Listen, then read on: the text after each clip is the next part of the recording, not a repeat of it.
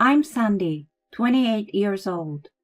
My husband Morgan and I got married a year ago through an office romance. We met when he was in charge of training new hires.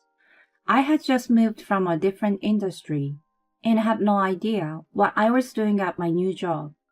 He kindly and patiently trained me. I think it didn't take me long to fall for him.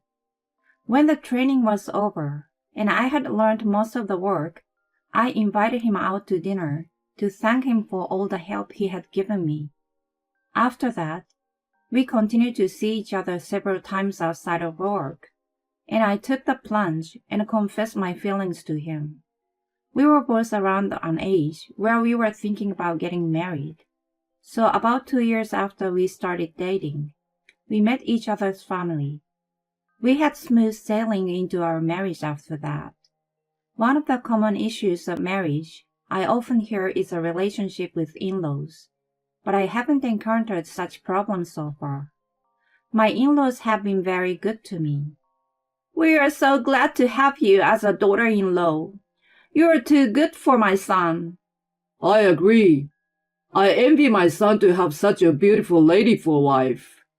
Oh, you guys are so sweet. Thank you. When Noah and I occasionally visit them, they give me such compliments and make me feel loved. I may be simple-minded, but I don't feel bad about being praised. If you force me to come up with an issue, it would be about where we live. Right now, we live in a rented apartment. If we were to start a family, it would be too small. I suppose we could move when we have a baby, but after the baby is born, things are going to get a little hectic. I agree. I think it's a good idea to buy a house beforehand. Now? Isn't that a little too early? You think so? You said you dreamed of gardening in your own yard, right? I'd rather have a house than an apartment. It's a good opportunity for us. We both work, so if we don't splurge, we can probably get a loan for a reasonable amount. Now that he mentions it, a new house sounds certainly nice. Once I get the idea, I'll start visiting real estate agencies with Morgan on weekends. My parents are very supportive of the idea and are helping us find a house and giving us advice on mortgage and property contracts. One day, we are asked to come to my parents' house for a talk. We head out, wondering what it's about. There, I find my grandfather. He has been living alone since my grandmother passed away a few years ago. Because of his age, my parents have been asking him to move in with them, but he hasn't accepted the offer yet. I don't know what his true motive is, but he may not want to let go of the house filled with memories of late grandmother. I heard that you're looking for a house. Yeah, but we haven't been able to find the one that fits our criteria. If you want, you can use the land I have left and build a house on it. You don't have to pay for the land, and you can put the money toward the house. Are you sure about that? Yes, I'm sure. I'd be happy to let you guys use it. Thank you, Grandpa. He's not a rich man. It's just that his family has been farmers for generations and owns a lot of unused lands. He has offered us one of the lots, which is in his name. On top of it, my parents have proposed to cover part of the construction cost. Our plan is turning into reality. Over the next few weeks, we discuss specifics with a contractor. Then I received a call from my mother-in-law one day. I heard you are building your own home. Oh, yes. My grandfather is letting us use his land. Oh, I see. You know, if you're building a new house, why don't we live together? You mean you, Jacob, and us? Listen, our house is getting old, you know. If we want to keep living here, it will need a major renovation. We've been thinking about what to do. But if you guys are going to build a house, we can kill two birds with one stone. Now we won't have to pay for the renovation. What on earth is she thinking? It is true that their house is getting old, so the story about renovation may be true. But it's not like the house is dilapidated and needs to be torn down right now.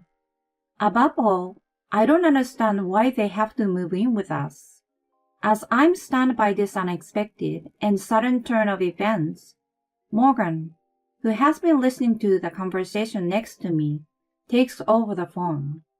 Hey, Mom. What are you talking about? Moving in together all of a sudden? What we're thinking right now is a home for us as a family. What?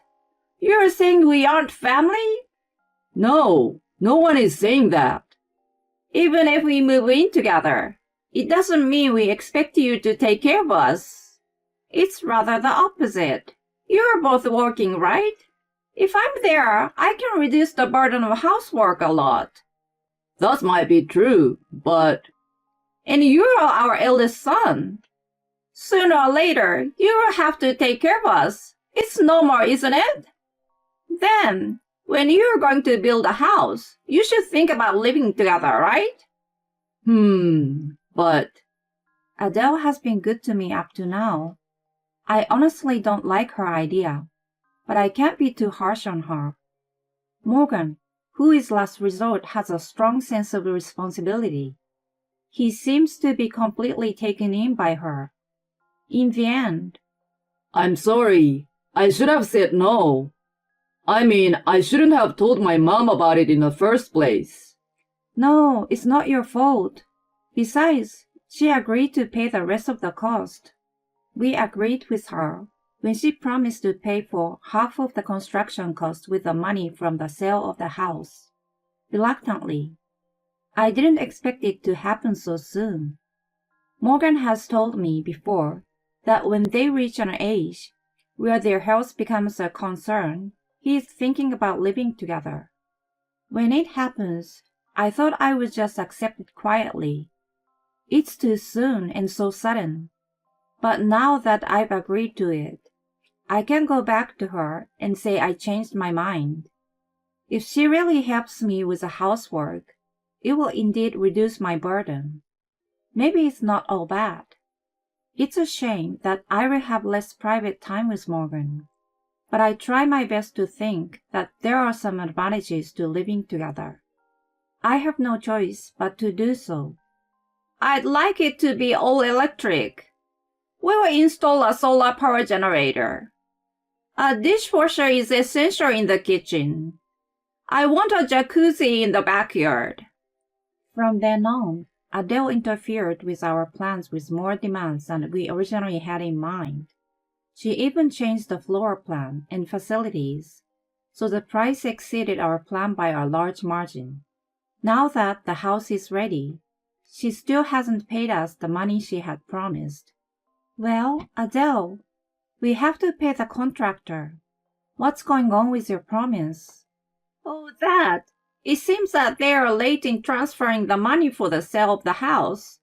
Can you pay for it first? I will pay you back later. No way, I can't do that. What do you mean? You're both making money, so you have plenty, don't you? I had Morgan urge her several times to pay the money, but my in-laws never paid when it was due. I ended up having to beg my parents for a loan.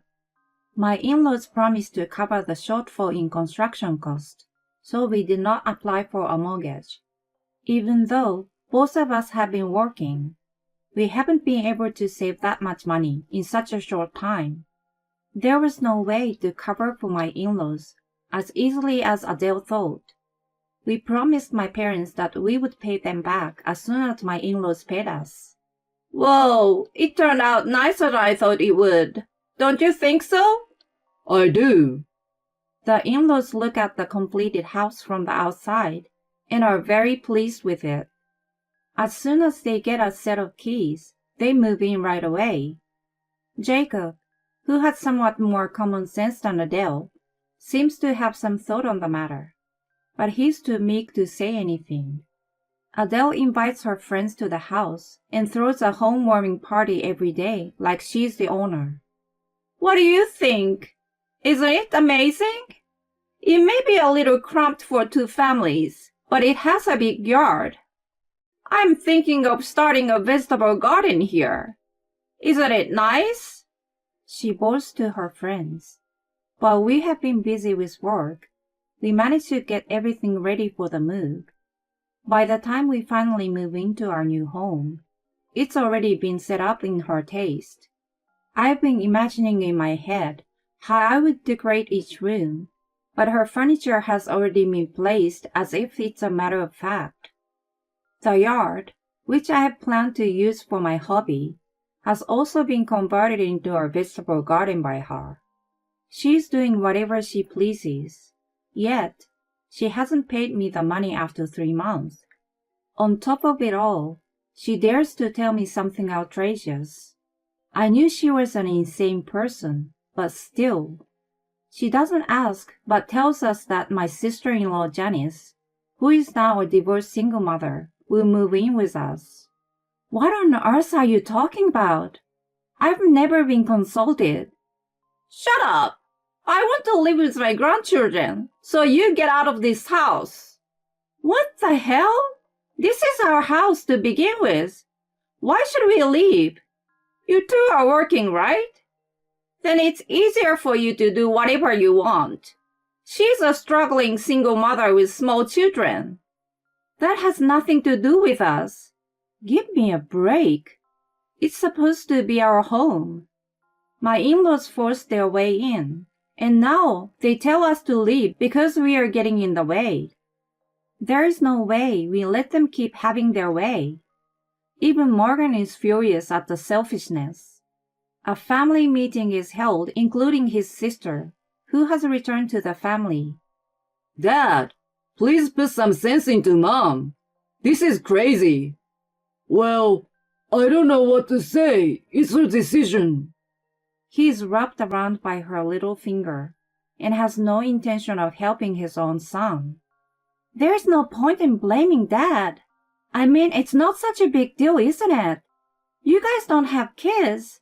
You can still do whatever you want if you leave this house. Janice, too, tries to kick us out for selfish reasons.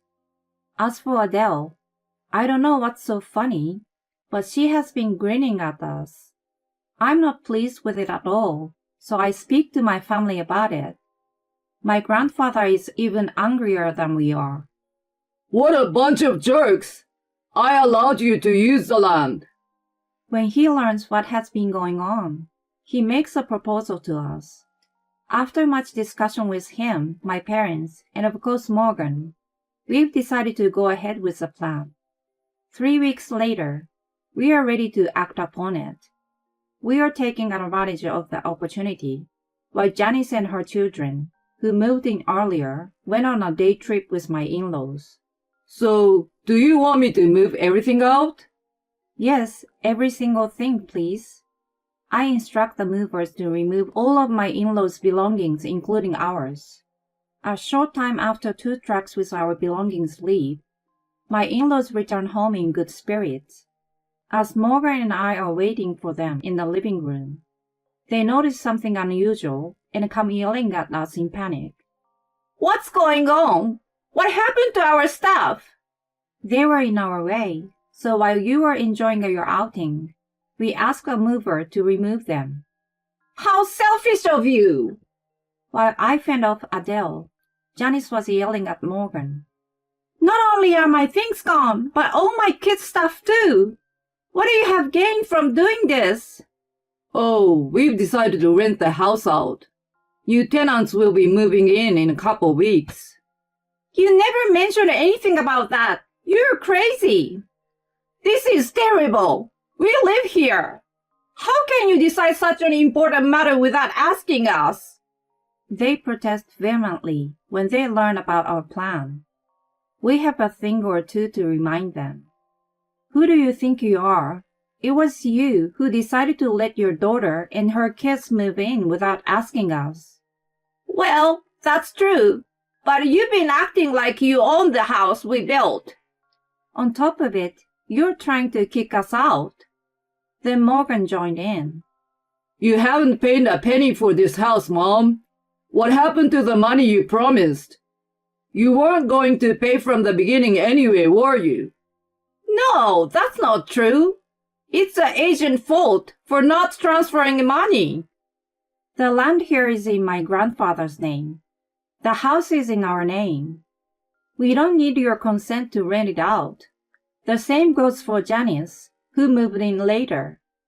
Adele looks shaken and pale, while Janice looks angry and red. Their reactions are similar, as you would expect from the mother and daughter, even though the colors are different.